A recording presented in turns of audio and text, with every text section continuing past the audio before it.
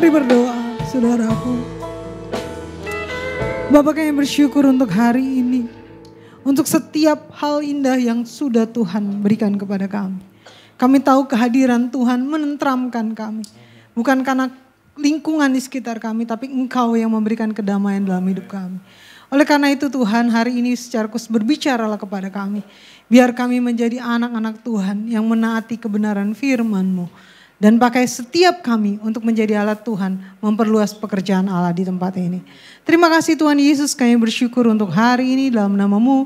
Kami berdoa dan bersyukur, haleluya, amin. Silakan duduk, saudara yang dikasih Tuhan, shalom. Saya ucapkan untuk saudara-saudara yang ada di tempat ini, yang hadir onsite. Juga buat saudara-saudara yang hadir online, Tuhan Yesus memberkati dimanapun kita berada. Saudara yang dikasih Tuhan, hari ini kita akan membahas mengenai gereja mula-mula, jemaat mula-mula dan kita. Ini menarik sekali karena gini Bapak Ibu, ada begitu banyak gereja, jemaat yang sudah berjalan gitu ya, tetapi lupa esensi sebenarnya kehidupan bergereja. Kita selalu berpikir gereja itu is like a building gitu ya, sebuah bangunan gitu ya, sebuah gedung gitu ya. Tapi kita lupa bahwa esensi gereja itu bukan gedungnya, tapi esensi gereja adalah pola hidup jemaat yang sudah terpanggil dari kegelapan menuju pada terang Tuhan ya.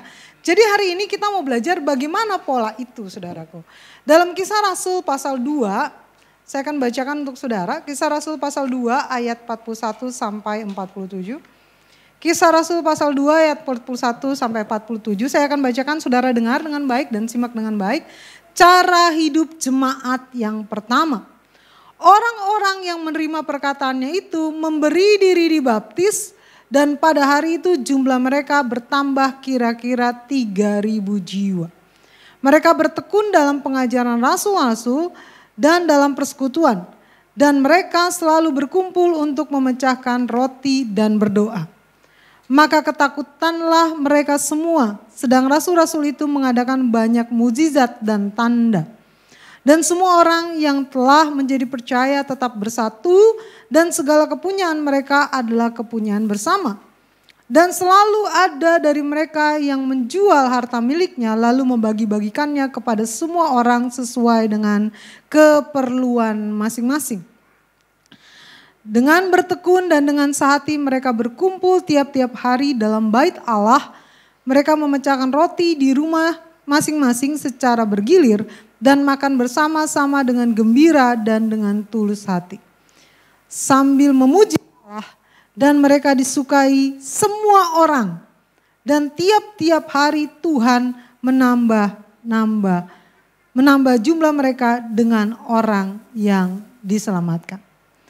Bapak Ibu Saudara yang dikasih Tuhan, ini adalah sebuah pembelajaran untuk kita yang saat ini ada di lingkungan gereja kita saat ini ketika kita beribadah Bapak Ibu. Bahwa ternyata ada tujuan Tuhan yang ingin Tuhan sampaikan melalui pembelajaran hari ini mengenai cara hidup jemaat mula-mula. Jadi ternyata ketika kita bergereja kita gak cuma cukup beribadah saudaraku. Ada pola yang sangat menarik yang perlu kita pelajari mengenai cara hidup kita sebagai jemaat mula-mula. Bapak Ibu Saudara, yang pertama kita bertanya ya, gimana sih sebenarnya jemaat mula-mula yang harus kita teladani? Yang pertama adalah Bapak Ibu saya bacakan ayat 44 berkata begini. Dan semua orang yang telah menjadi percaya tetap bersatu. Jadi jemaat mula-mula itu apa? Jemaat mula-mula itu gini ya Bapak Ibu. Waktu Yesus sudah mati lalu kemudian bangkit, tidak ada di bumi. Lalu waktu itu ada, kalau Bapak Ibu baca perikop, ada hari Pentakosta. Di mana roh Tuhan turun. Dan saat itu Petrus berkhotbah dan 3.000 orang bertobat. Jadi ada jemaat yang baru nih muncul. Kenapa? Roh Kudus turun ke atas mereka. Petrus berkhotbah, 3.000 orang bertobat, dibaptis dan jadi jemaat. Pertanyaannya gini, ketika mereka jadi jemaat, apa yang mereka lakukan? Firman Tuhan berkata, mereka bersatu. Amin. Katakan kiri kanan bersatu. Nah, saya mau kasih tahu Bapak Ibu, karena ternyata bersatu itu enggak segampang yang kita pikirin. Bersatu tuh banyak jenisnya. Ada yang model persatuannya nih minyak dan air. Bersatu sih, tapi sebenarnya enggak pernah menyatu. Itu kayak gimana sih? Jadi gini, ada orang-orang yang kelihatannya bersatu, tapi di belakang ngomongin. Di belakang jahatin. Jadi kayak kalau saya kasih ilustrasi kayak gini. Ngomongin si A, ngomongin si B. Ya, hari ini si B ngomongin si C. Besoknya si C ngomongin si A. Nah besok-besoknya lagi si A foto bareng. Nah itu tuh. Itu model persatuan yang minyak dan air. Kelihatannya akrab kita. Kelihatannya kita sohib, teman dekat. Tapi ketika salah satu nggak ada, yang satu ngomongin yang lain.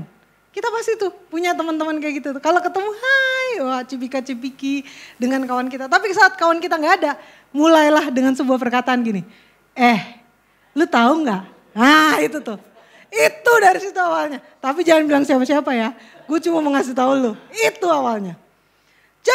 Jadi kita seolah-olah bersatu, tapi kita saling ngomongin sampai seluruh gereja tahu dan cuma dia yang nggak tahu bahwa seluruh orang udah tahu aibnya. Saudara bisa bayangin bahwa ganti ini ya berarti ya.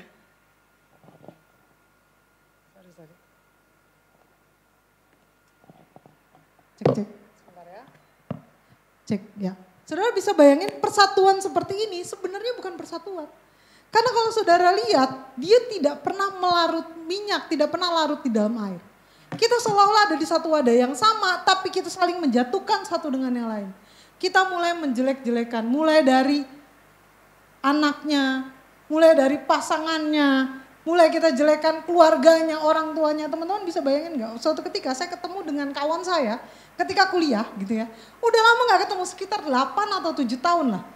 Ketika saya ketemu, dia bilang, "Wah, apa kabar?" Tahu nggak? Kata pertama yang diucapkan adalah, "Lu tahu nggak si A udah cerai sama suaminya selingkuh?"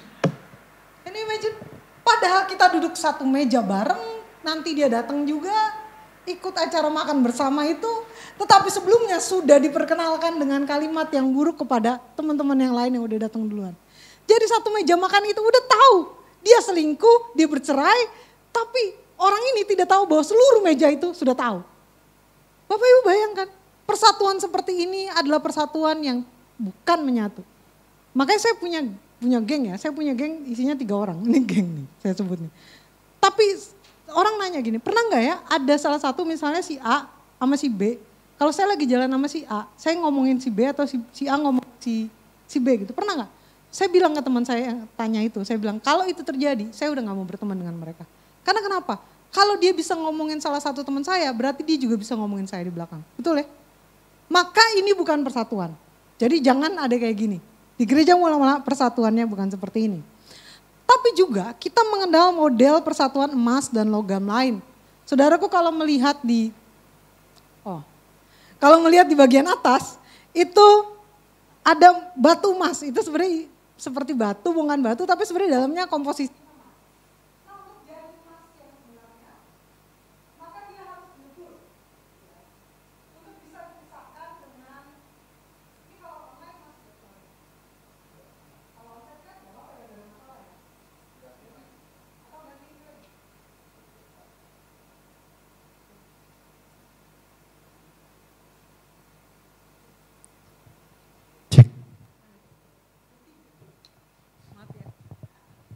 Cek ya. Nah jadi ini adalah seperti persatuan emas dan logam lainnya. Jadi kayak batu menyatu dengan, bukan batu sih ya, tapi bongkahan emas yang sebenarnya belum emas murni. Lalu kemudian dimurnikan nih, dibakar dengan api yang besar gitu ya. Pada suhu tertentu emas akan berpisah dari logam lain. Nah ada model-model orang yang seperti ini nih, bersatu namun gampang terpisah karena persoalan. Ini sekarang kita belum ada masalah nih, bersatu. Wah. Kita satu kesatuan di Faith Ministry, oke, wah, Faith Factor lagi, petarung iman nih. Bersatu, wah, rapat panitia Natal. Cuma gara-gara gak setuju baju warna merah mulai berantem. Kenapa? Karena gampang banget bersatu tapi belum ada persoalan. Ketika sudah ada persoalan, cerai. Makanya kenapa orang bisa putus? Dulu apa gak cinta? Ngejar-ngejar setengah mati. Ya kan? Dari Cakung ke Tangerang cuma ngantar obat, ketemu berapa 1 menit, pulang lagi demi kan. Tapi kenapa diceraikan? Karena belum ada persoalan waktu itu. Ketika sudah menikah baru tahu bawel sekali istriku ini. Pernah saya lempar ke sumur, yang di situ ada setannya yang keluar. Karena gak kuat saking bawelnya gitu ya. Saudara bisa bayangin ketika kita belum ada masalah, segala sesuatu gampang bersatu. Tapi ketika sudah ada problem, mulai pemain keyboard tidak setuju misalnya dengan gitar, wih kayaknya ketinggian nih. WL bilang ini kayaknya ketinggian nih, pemain keyboard bilang iya nih nadanya ketinggian, setuju dengan WL. Tetapi pemain gitar bilang enggak, ini pas kok, wah mulai ribut. Itulah mulai terlihat apakah persatuan kita seperti emas dan logam lain. Jangan kayak gitu ya saudara ya. Jadi ketika ada persoalan tetap bersatu, amin. Tetap jadi petarung iman, amin. Gitu, jangan lemah gitu ya. Nah ada persatuan juga yang modelnya kayak gini nih, air dan sirup, bersatu banget. Ini kalau kita lihat ya, ketika air putih dimasukkan sirup gitu, warnanya jadi berubah. Air kehilangan esensinya. Kenapa? Karena didominasi oleh warna dari sirup itu. Bersatu namun mendominasi. Jadi kalau ini modelnya kayak gini nih. Saya mau bersatu tapi kalau saya dianggap di sini. Saya mau bersatu tapi kalau saya punya kedudukan. Saya pernah bilang sama anak remaja saya, dulu awal-awal kita bikin ministry gitu ya. Itu kalau jadi ketua youth itu selama-lamanya. Seolah-olah kayak nggak ada waktu untuk berganti gitu ya. Tapi lama-lama kita mikir kan ada regenerasi kan, akhirnya kita tetapkan bahwa ini ketua youth ini cuma bertahan 1 tahun ya, habis itu kita ganti yang baru. Nah saudaraku, waktu dia jadi ketua youth ini bisa bersatu. Jadi happy aja, dukung aja gitu ya, happy gitu ya. Tapi ketika sudah mulai diturunkan, nah masalah yang sering terjadi adalah ketika mulai diturunkan, kita jadi oposisi, ya, atau kita tetap membantu pelayanan dengan segenap hati. Itu masalahnya. Banyak orang ketika diturunkan itu mulai jadi oposisi. Pengurus baru itu selalu salah di mata dia. Menetapkan aturan selalu nggak benar. Bikin jadwal selalu diprotes. Kenapa? Karena dia tidak mendominasi saat itu. Jadi cuma mau bersatu jika bisa menjadi leader di situ, bisa mendominasi. Nah kita nggak seperti ini saudara. Karena ingat saudaraku, ada masanya kita ya orang-orang tunduk kepada kita. Ada masanya orang-orang tunduk kepada kita. Tapi ada masanya juga kita tunduk pada orang-orang. Karena kenapa? Pada dasarnya soal mendominasi itu bicara soal kepercayaan yang Tuhan kasih kepada kita. Ada masanya kita dipercayakan menjadi pemimpin, tapi ada masanya kita dipercayakan di orang yang dipimpin. Saat kita jadi orang yang dipimpin, jangan pecah belah persatuan di tempat ini. Amin. Siapapun dia. Nah jadi persatuan yang benar tuh kayak gimana? Nih seperti air dan garam. Memberi rasa, saling melengkapi. Ya, jadi air dan garam itu bersatu, benar-benar bersatu, warnanya tidak berubah, tetapi memberikan citra rasa yang enak sehingga orang bisa menikmatinya. Saudaraku kita berbeda semua. Saya nggak pinter nyanyi, masalah nyanyi itu saya masalahnya di tempo. Tempo-tempo bisa, tempo-tempo kagak. Jadi kalau nanti bisa, itulah tempo-tempo bisa. Tuh. Keseringan kagak gitu ya. Masalahnya di situ. Nah, saya nggak bisa memaksakan saya jadi WL di gereja, nggak bisa. Karena saya butuh garam, saya hanya air. Saya butuh garam yang punya kemampuan untuk menjadi song leader. Karena mungkin Tuhan akan kasih menempatkan saya pada bidang yang lain. Nah disitulah sebenarnya bersatu. Bersatu itu nggak harus sama. Unity itu bukan uniform. Bersatu itu bukan seragam. Bersatu itu adalah menyatukan keberbagaian ini menjadi satu kesatuan. I need you, meskipun kamu berbeda dengan saya. Tanpa kamu saya nggak ada apa-apanya. There is no glory without second hand. Tidak ada kemuliaan tanpa tangan kedua. Kita nggak pernah bisa bekerja sendiri. Amin. Kita butuh orang lain, ada yang punya bakat bernyanyi, ada yang punya bakat bermain musik, ada yang punya bakat berkhotbah, ada yang punya bakat memimpin. Disitulah sebenarnya persatuan yang sebenarnya. Di mana kita saling bersatu, mendorong satu dengan yang lain. Amin saudaraku? Nah yang kedua, gereja mula-mula, jemaat mula-mula itu punya kebiasaan yang menarik. Ayat 45 berkata, dan selalu ada dari mereka yang menjual harta miliknya, lalu membagi-bagikannya kepada semua orang sesuai dengan keperluannya masing-masing. Jadi yang kedua adalah, yang pertama tadi apa? Bersatu, gampang ya? Yang kedua, suka memberi. Katakan kiri kanan, suka memberi enggak? Ya, suka memberi ini pasti nih ya. Saudaraku, 2 Korintus 9 ayat 10 berkata, ia yang menyediakan benih bagi penabur dan roti untuk dimakan, ia juga yang akan menyediakan benih bagi kamu dan melipat gandakannya dan menumbuhkan buah-buah kebenaran. Dalam firman ini jelas bahwa Allah memberikan 2 hal dalam hidup kita. Roti untuk kita makan, tapi nggak sampai di situ, nggak berhenti sampai di situ. Dan benih untuk kita tabur. Jadi ketika kita dapat berkat dari Tuhan, ada yang kita gunakan untuk kepentingan kita, tapi ada yang kita gunakan untuk menabur, saudara. Nah, pertanyaannya adalah kadang-kadang kita berpikir begini, saya kan harus ngumpulin duit yang banyak untuk masa depan. Ingat Bapak Ibu, saudara, suatu hari kita tuh hanya akan jadi memori untuk sebagian orang. Akan ada masanya kita nggak ada dalam dunia ini. Apa yang kita bawa? Apa sih yang kita bawa? Keluarga saya kan banyak yang Buddha tuh. Itu kalau masuk ke peti gitu ya, kadang-kadang bawa duit, bawa emas, segala macam gitu ya. Pertanyaannya gini, apakah mereka akan gunakan itu? Tidak. Meskipun itu dibawa ke dalam peti, tapi mereka tidak akan gunakan. Kenapa? Karena pada dasarnya kita datang telanjang, kita juga pulang dengan telanjang. Kita tidak bawa apapun. Akan ada masa yang kita cuma jadi memori untuk sebagian orang.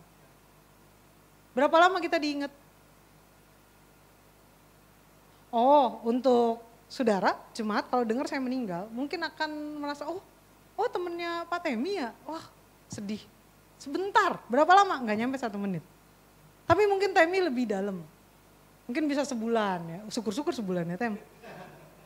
Paling sejam 2 jam, habis itu dia makan di Lapo banyak banget makannya, udah lupa dia. Gitu ya, mungkin 1 bulan, karena teman seperjuangan saya. Sudah seperti saudara kita ya, 1 bulan lah. Keluarga saya, berapa lama? Setahun. Setelah itu, apakah ketika kita mati bumi berhenti berputar? Tukang bakso masih jualan, tukang soto masih jualan, warung-warung masih buka. Nggak ada yang peduli tentang kematian kita. So apa yang kita tinggalkan kalau kita tahu betapa fananya dunia ini? Dan betapa tidak berartinya kita ketika kita mati buat dunia ini. Kalau kita nggak melakukan yang terbaik buat Tuhan.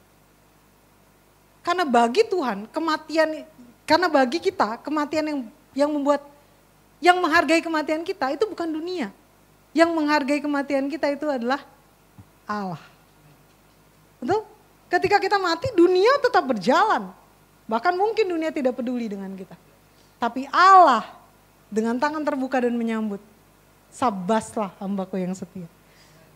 Jadi pertanyaannya gini, untuk dunia yang fana ini, yang ketika Anda mati Anda sudah tidak boleh tidur di kamar yang sama. Sudah tidak disebut namanya tapi disebut dengan sebutan almarhum.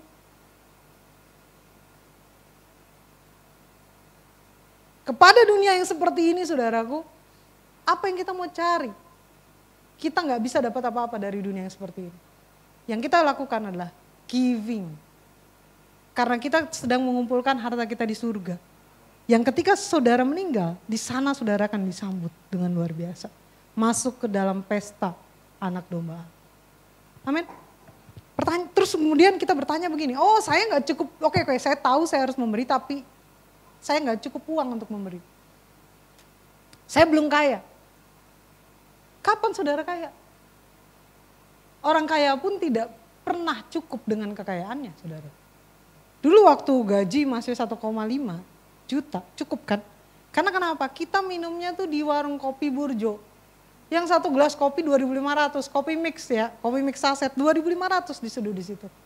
Ketika gaji kita naik 10 juta, kita udah nongkrong di Starbucks. Akhirnya apa? Sebanyak apapun yang kita punya, kita nggak akan pernah bisa punya pos untuk memberikan apa? Kita nggak pernah cukup. Jadi kadang saudaraku kita memberi bukan karena kita punya, tapi karena kita tahu rasanya saat tidak punya. Jadi jangan tunggu kaya untuk kita bisa memberi yang terbaik kepada Tuhan. Jangan tunggu kaya. Sekecil apapun saudaraku. Karena tidak pernah ada orang yang benar-benar cukup untuk bisa memberi. Semua akan habis saudara. Segede apapun gaji kita. Karena kalau udah gede, kita gak berpikir siapa ya yang aku mau beri. Tapi apa ya yang aku mau beli. Beda R dengan L ya saudara ya. Yang ketiga saudaraku. Ayat 46 berkata begini, dengan bertekun dan dengan sehati mereka berkumpul tiap-tiap hari dalam bait Allah. Mereka memecahkan roti di rumah masing-masing secara bergilir dan makan bersama-sama dengan gembira dan dengan tulus hati. Yang ketiga, jadi yang pertama tadi apa? Bersatu. Yang kedua, memberi. Yang ketiga, bersekutu. Senang bersekutu. Katakan kiri kanan, bersekutu. Haleluya. Ya, buat yang online juga ya. Ibrani 10 ayat 25, janganlah kita menjauhkan diri dari pertemuan-pertemuan ibadah kita seperti dibiasakan oleh beberapa orang. Tetapi marilah kita saling menasihati dan semakin giat melakukannya menjelang hari Tuhan yang mendekat. Jadi firman Tuhan berkata bahwa kita harus mendekatkan diri kita pada ibadah. Apa sih yang susah dari orang Kristen setiap hari Minggu datang beribadah? It's so simple saudara. 1 minggu sekali, anggaplah kita 1 minggu sekali kita kasih ke Tuhan. Itu sangat mudah. Saya punya kawan yang beragama Muslim. 1 hari dia sholat 5 kali. Belum lagi tahajud, belum lagi sholat sunnah. Dan kalau kita traveling, saudaraku, itu ada masa-masanya di mana dia nggak ikut acara-acara banyak, cuma mementingkan sholatnya. Tapi di Kristen itu enak sekali ya, kita diberikan begitu banyak kemudahan. Sayangnya ada begitu banyak orang yang datang ke gereja pun itu menjadi hal yang sangat berat. Harusnya ini menjadi sukacita saudaraku. Kita sudah melewati pandemi sudah 2 tahun lebih ya. Saya agak sedikit kaget dengan keponakan saya. Ini tidak terjadi pada yang ibadah online di gereja ini ya saudaraku. Saya cerita tentang keponakan saya. Keponakan saya itu suatu ketika lagi tiduran di kamar, makan keripik, minum soda. Saya tanya, tiduran ya, tengkurap gitu ya, buka laptop, tengkurap, makan keripik, minum soda. Saya tanya sama dia, kamu lagi ngapain? Lagi Zoom. Zoom apa? Ibadah. Kayak gini kamu ibadah. Saudara perhatikan dengan baik bahwa ada begitu banyak orang yang kehilangan esensi dari sebuah ibadah itu. Saya tantang untuk 1 minggu sekali aja, itu masih banyak yang susah. Saudara tahu level ibadah lebih tinggi apa? Every single time itu ibadah. Belum kita ngomongin soal saat teduh setiap hari yang harusnya kita punya. Belum kita bicara soal komunikasi dengan Allah yang harusnya kita bangun setiap saat. Tapi 1 minggu sekali ditantang saja itu sudah berat. Saya nggak biasa bangun pagi Kak. Ini ibadah jam 10 saudaraku. Bangun jam 9 gak usah mandi datang Pak Temi gak marah kok. Betul? Jadi saudaraku ada begitu banyak hal-hal yang kita kadang-kadang menghindari ibadah yang sebenarnya sangat mudah kita lakukan. Jadi kalau orang Kristen tidak mencintai ibadah dan tidak suka ibadah, tanyakan dirinya, kapan dia punya waktu buat Tuhan? Kalau persekutuan yang cuma 2 jam, 1 minggu ini, berat untuknya, kapan punya waktu buat Tuhan? Karena kalau mau ditantang soal ibadah, itu berbicara tentang penyembahan kepada Tuhan every single time. Setiap saat saudara. Tapi saya tantang dari hal yang mudah dulu. Datang setiap minggu, atau ibadah online setiap minggu di tempat ini dengan teratur, tidak bolong. Bisa?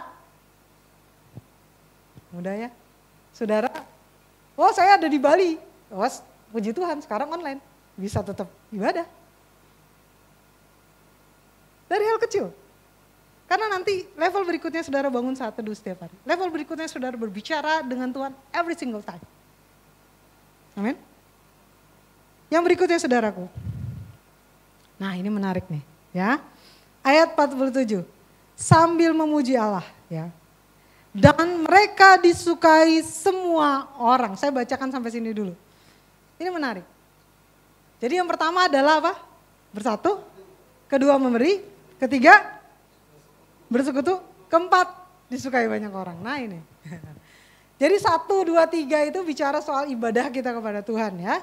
Sekarang pertanyaannya adalah, ternyata gini, oh dalam ibadah kita kepada Allah, dalam jemaat mula-mula yang ditunjukkan Tuhan dan harus kita ikuti, enggak berhenti sampai di cara kita beribadah kepada Allah, tapi cara kita membangun hubungan dengan sesama.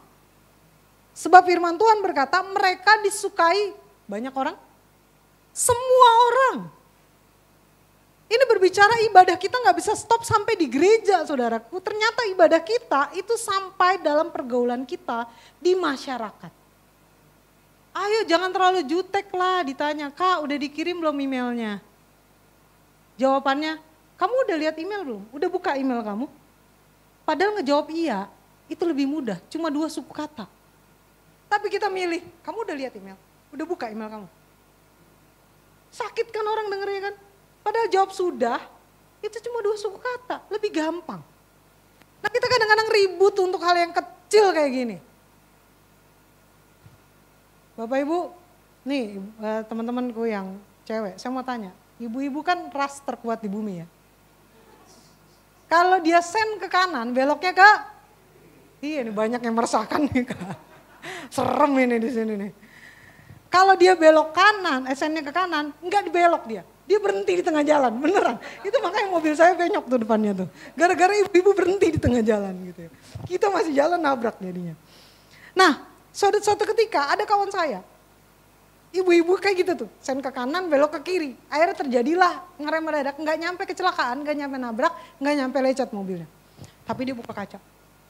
Terus mohon maaf banget, saya harus bilang kata-kata yang dia ucapin ya. Ke ibu itu, dasar goblok gitu. Bayangin loh, ibu-ibu loh, kan baper ibu-ibu. Terus ketika mobilnya jalan, di belakangnya ada stiker, Jesus love you. Ini nih yang jadi masalah kenapa kita susah banget bawa orang ke gereja. Karena pada dasarnya kita tuh perlu jadi terang. Kita perlu disukai banyak orang. Nah kalau kita di rumah berantem terus tiap hari. Banting-banting barang, tetangga kita tahu kita orang Kristen, tiap hari kerjanya berantem, banting-banting barang. Suaminya kalau berantem itu bisa sampai keluar rumah, ambil piring, lempar ke dalam, masuk lagi ke dalam. Ini kisah nyata sebenarnya. Setiap habis berantem, pergi kemana? Ke pasar beli barang-barang. Berantem mulu gak cerai-cerai. Jadi dia punya tabungan setiap bulan itu untuk beli barang baru. Jadi kalau ada keperluan belanja, ya kan, anak sekolah, listrik, nah ada item yang namanya bertengkar. Ada budgetnya. Kenapa? Setelah rice cooker pecah, beli baru. Kalau orang tanya, di mana rumah Bu Mawar? Nggak ada yang kenal Bu Mawar, tapi ditanya, di mana rumah ibu-ibu yang suka berantem sama suaminya? Tahu satu komplek. Kenapa? Terkenal dengan berantemnya. Orang Kristen.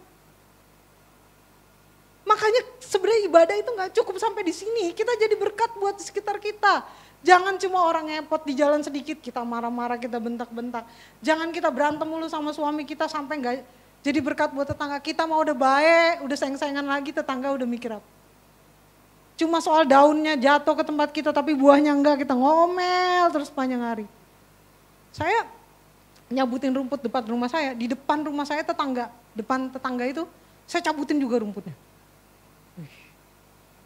Ketika saya cabutin orangnya keluar, wah seneng dia. Besoknya, ini bukan maksudnya setelah rumputnya panjang ya. Jadi beberapa episode kemudian dia yang cabutin rumputnya. Nah saya mau kasih tahu. Panjangnya rumah saya dengan rumah dia, banyakan saya dikit. Jadi sebenarnya saya lebih untung. Ya kan?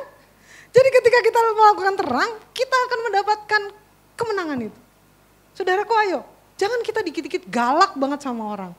Marah-marah mulu, berantem mulu. Apa sih untungnya berantem, apa sih untungnya keras, apa sih untungnya marah-marah saudaraku. Enggak memberikan apa-apa saudara. Saudara gini, mobil saudara lecet ditabrak orang. Ya, dia gak mau tanggung jawab, saudara berantemin dia gitu ya. Tetap dia gak mau tanggung jawab, kan saudara juga yang bayar. Udah gitu saudara direkam sama orang. Media ini jahat loh. Media ini tidak menceritakan kronologis yang sebenarnya. Yang dilihat Anda, Mbak Tuhan, bawa Alkitab, marah-marah pakai bahasa kasar. Di post. Saudara bisa bayangin? Lalu kemudian di media sosial juga, isinya bukan menceritakan sesuatu yang memuliakan Tuhan, tapi isinya nyindir orang terus. Kata-kata kasar terus gitu ya. Enak ya, liburan bisa, utang gak dibayar. Wah, isinya berantem mulu dengan suami dimasukin ke media sosial. Aku sudah biasa diginiin. Sudah sabar aku kamu begini. Semoga engkau mengalami penderitaan dengan perempuan pelakor itu. Semua orang baca. Saudaraku bisa bayangin gak? Kalau setiap hari nuansa yang ini yang kita keluarin sebagai orang Kristen. Apa yang terjadi? Bisa kita disukai semua orang. Kita dikenal sebagai pembawa rusuh, suka berantem, jutek gak ketulungan, tersinggungan. dikit-dikit marah, pendendam, hati-hati jangan berantem sama dia loh, ntar masuk ke medsos. Hati-hati saudaraku. Maka hari ini saya mau mengajak, mari kita menjadi jemaat yang disukai semua orang. Amin. Nah yang terakhir, firman Tuhan bilang begini, ayat 47. Dan tiap-tiap hari Tuhan menambahkan jumlah mereka dengan orang yang diselamatkan. Jadi yang pertama tadi apa? Bersatu. Kedua, ya. Ketiga, bersekutu. Keempat, disukai banyak orang. Yang kelima, hasilnya bertambah banyak. Bertambah dari apa? Perhatikan ayat ini dahsyat nih ayatnya. Dan tiap-tiap hari Tuhan menambahkan jumlah mereka. Dengan apa? Dengan orang yang diselamatkan. Bukan orang yang pindah dari gereja satu ke gereja lain saudaraku. Orang yang diselamatkan itu orang yang tadinya gak kenal Tuhan, tidak percaya Yesus Kristus, dipercaya kepada dia, menerima Yesus sebagai juru selamat pribadi, dibaptis, saat itu juga dia diselamatkan. Jadi diselamatkan itu berbicara tentang orang yang tidak kenal Tuhan, entah lahir dari keluarga mana, beragama apa, tapi tidak kenal Allah, menerima Yesus Kristus sebagai Tuhan, dibaptis, dia diselamatkan. Jadi bukan memindahkan satu gereja, jemaat satu ke jemaat lain. Ditambahkan oleh orang yang belum kenal Tuhan. Kenapa? Karena pola hidupnya sudah benar. Suka memberi, bersatu, jadi gak bikin malu. Kenapa? Seolah-olah kayak gereja ini kayak gak bersatu nih. Sekarang hamba Tuhannya bilang, kita minggu depan kita akan bikin pendalaman Alkitab ya. Saudara yang setuju boleh angkat tangan, yang setuju aja. Wah, tunjuk tangan. Seolah-olah bersatu kan? Tapi ketika di luar, duduk di kedai bakmi deket sini nih. Lalu ngomong, sialan tuh pendeta gua. Tiap hari malah bikin acara yang, ini kisah nyata nih kalimatnya ya saudaraku ya. Jadi waktu mau ada acara, setuju nih pendalaman Alkitab. Tiap hari waktu orang liburan diambil, kayak gini nih. Ini kapan punya waktu buat keluarga nih? Nah, tukang mie denger. Saudara bisa jadi berkat gak kayak gitu? Artinya gini, kita gak bisa di depan tunduk lalu di belakang tidak. No, persatu itu adalah air dan garam. Kita gak boleh munafik saudara. Amin. Bersatu itu benar. Mulai sekarang saudara pegang ya, kita bukan minyak dan air. Ya, kita bukan sirup dan air. Kita juga bukan emas dan logam lainnya. Kita garam dan air. Jadi gak bisa kita di depan baik tapi di belakang menggunakan kata-kata yang kasar seperti itu. Dan orang lain dengar saudara. Coba bisa bayangin. Bagaimana jumlahnya bisa bertambah ketika kita gak jadi berkat. Bagaimana orang bisa melihat mau datang ke gereja kalau kita datang ke gerejanya lesu. Gak suka persekutuan. Sebentar ya saya ke gereja dulu ya. Ya gak usah ke gereja lah kata temennya. Aduh gimana ya gak enak sama pendeta. Kok gak enak. Nah gimana dia mau datang ke gereja? Berarti dia orang mikir nih, oh kalau saya datang ke gereja nanti saya terpenjara nih di gereja. Bisa muncul pikiran seperti itu kan? Makanya dia gak mau jadi Kristen, kenapa? Nanti takut terpenjara. Di mana? Di gereja. Tapi coba bayangin kalau kita bilang ini, gue ke gereja dulu ya. Nanti abis ini gue balik, oh gak usah lah ke gereja. Aduh gue gak bisa, gue kalau gak ke gereja tuh kayak ada yang kurang dalam hidup gue. Soalnya ketika gue di gereja itu gue dapat kebahagiaan yang penuh. Makanya lo kalau mau ikut gue. Orang ngelihat kita bahagia, ikut. Gak ada orang yang mau ikut saudara. Kalau dia tahu bahwa saudara gak happy dengan itu. Gak ada. Semua orang pengen ikut ke satu tempat di mana orang yang pernah ke tempat itu terlihat sukacita. Dan pengen ke situ terus. Jadi kenapa kita bisa bertambah nih? Karena itu. Sudah kita lakukan. Amin. Kita gak munafik, kita bersatu hati, kita gak ngomongin gembala kita di mana-mana.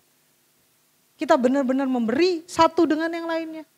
Kita benar-benar happy pergi ke gereja. Kita benar-benar jadi berkat. Amin. Yang terakhir ya, saya simpulkan saudaraku. Jadi, apa yang kita bisa lakukan supaya kita jadi jemaat yang sehat dan bertumbuh saudara? Yang pertama tadi apa? Bersatu. Yang kedua, memberi. Yang ketiga, bersekutu. Yang keempat, disukai banyak orang. Pastikan Anda disukai banyak orang ya. Yang kelima, jumlahnya bertambah banyak. Amin. Tahun depan saya kesini lagi misalnya, ini udah penuh semua nih. Bahkan gak cukup ini. Kenapa? Karena kita udah lakukan ini semua. Amin. Mari kita berdoa. Bapak, kami bersyukur untuk hari ini. Terima kasih Tuhan. Untuk kebenaran firman Tuhan yang mengingatkan kami. Bahwa kami dipanggil Tuhan untuk menjadi seperti jemaat mula-mula. Kami bersatu.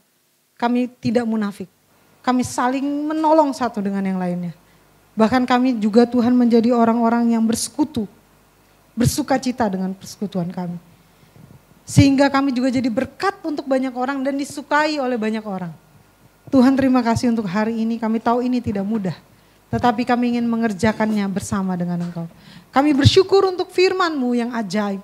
Yang menjadikan ini terang buat kami, menuntun kami pada kebenaran. Terima kasih Tuhan, jadikan firman-Mu rema dalam hidup kami. Dan jadikan kami hidup benar di hadapan Tuhan. Menurut kehendak Tuhan saja. Terima kasih Yesus, di dalam nama-Mu kami bersyukur dan kami berdoa. Haleluya. Amin.